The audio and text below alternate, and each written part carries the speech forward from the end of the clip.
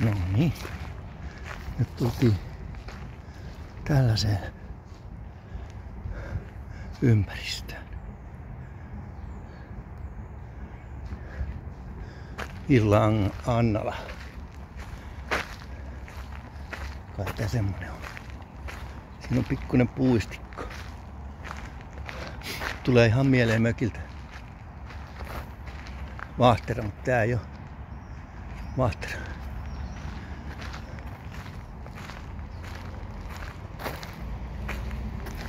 Kafeteria on.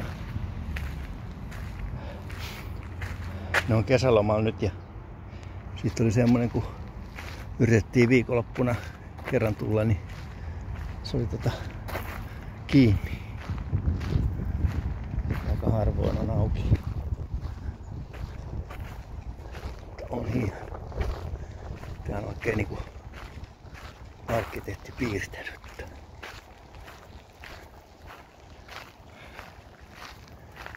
Ja valinnut kasvit sen mukaan.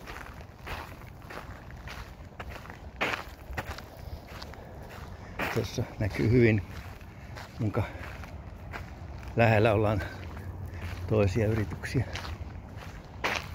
On hieno.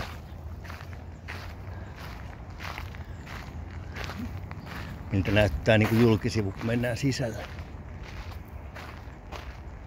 Siinä pikkusen niin kuin päästä tilanteesta.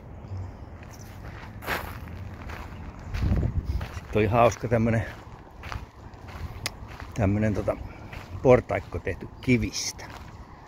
Portaikon leveys on 3 metriä ja askelmakorkeus on 10 senttiä. On siinä. Sitten tää arkkitehti on tämän kolmien piirtänyt tähän, että tää jakautuu sitten tämä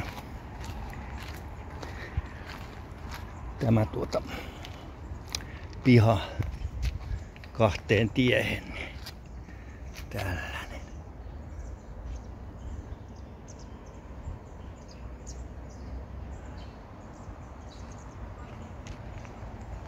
On se, kun osaani. Ja ei varmaan ole kaupunkiarkkitehti ollut tässä erikseen ollut sitten.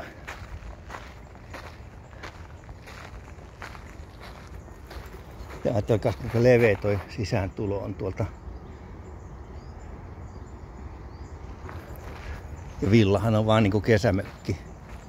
Miettikää sitä sitten.